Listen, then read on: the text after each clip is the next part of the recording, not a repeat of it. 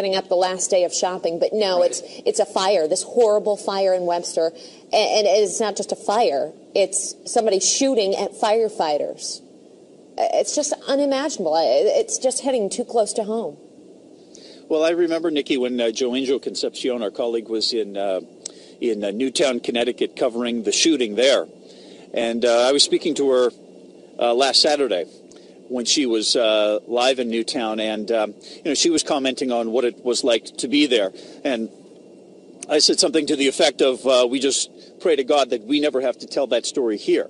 Mm-hmm. We're not talking about 20 children and 6 teachers, but we are talking about men and women who volunteer to put their lives on the line. And that's a cliche statement, but that's what they do when they certainly answer fire calls like this.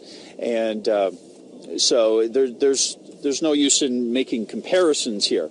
But I do recall saying that, boy, I wish we never had to cover this story. And when I woke up this morning and saw what was going on, I thought, I thought I was going to have to cover a pretty terrible fire. I didn't think I'd have to cover this. No doubt. I just can't believe what we thought could be the worst happened.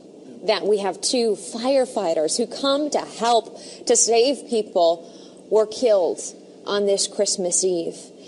It's just unimaginable. Somebody on Facebook just wrote, "The madness must stop." Heartbreaking. And it really is heartbreaking. We know the families. We know the men and women who serve in West Webster, just great people. And 4 families affected today. 4 officers shot, 2 dead, 2 in guarded condition. Now, Chief Gerald Pickering did give us an update a while ago. It was about an hour ago. And just listen to what he had to say. This is obviously emotional because Webster is a close-knit community, and I'm sure he knows the victims involved. Take a listen. Chief Gerald Pickering, Webster Police Chief. I have with me Major Mark Koss from New York State Police and Sheriff Pat O'Flynn, Monroe County Sheriffs. I have Maggie Brooks, our County Supervisor, and Ron Nesbitt, the Town Supervisor for the Town of Webster. This morning at 5:35 a.m., West Webster Fire Department responded to a reported car and house fire at 191 Lake Road in Webster. The responding firefighters, when they pulled up on the scene, were fired upon by one or more shooters. 4 of the firefighters were shot, 2 were deceased. 2 were transported to area hospitals.